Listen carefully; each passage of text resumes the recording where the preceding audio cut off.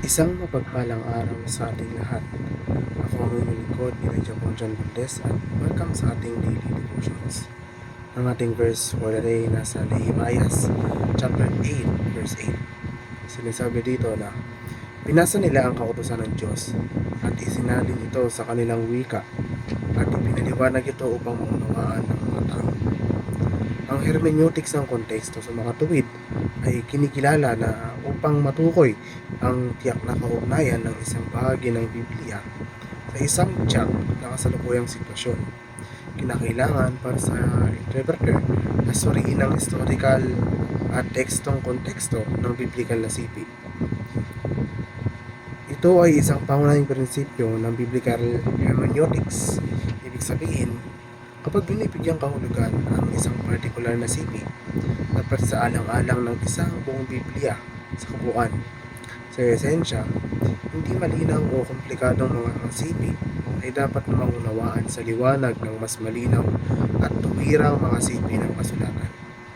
Binibigyang diin ng pamamarang ito ang pinagsama-samang ideya ng Biblia na ang panloob na pagkakaugnay ng Diyos, ang prinsipyo ng hermeneutics na nakasentro kay Kristo, ibinibigyang diin ang pagbibigay kahulugan sa kasulatan sa pamamagitan ng lente ng buhay ni Jesucristo, mga turo at ang paghahayag ng kalikasan at karakter ng Diyos sa Kanya.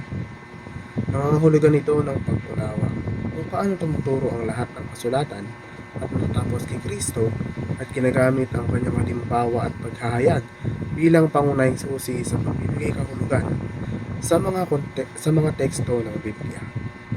Upang maunawaan ang isang sitwasyon at layunin ng isang mayakda, kailangang isaalang-alang ng konteksto bilang ang background ng mayakda at target na madla at ang uri ng pagsulat. Ang pagsusuri ng wikang ginamit, tasan man o implisit, ito ay mahalaga din sa pagtukoy sa layunin ng mayakda tulad ng pagbibigay alam, paghihikayat, pagbibigay aliw o pagpapahayag. Upang mabisang masubok ang isang interpretasyon laban sa kabuuan ng Biblia, kailangang isaalang-alang ng isang tao ang pagkakatugma nito sa pangkalahatang salaysay, mga tema at mga turo ng kasulatan. Kabilang dito ang pagsusuri kung paano naaayon ang interpretasyon sa ibang mga talata. Iniiwasan ang pagsalungat at umaangkop sa mas malawak na balangkas ng paghahayag ng Diyos. Upang gumawa ng isang hakbang palapit sa pagkilala sa Diyos, magsimula sa panalangin, paghahanap ng pangunawa sa pamamagitan ng kanyang salita, at pagsasabuhay ng mga prinsipyo ng pananampalataya at pag-ibig. Mga hakbang na ito ay makakatulong sa iyo na linangin ang isang mas malalim na kaugnayan sa Diyos at maranasan ang kanyang presensya na higit pa. Muli, ako ang inyong lingkod, Elijah John Valdez. Dito na nagtatapos sa aming daily devotions.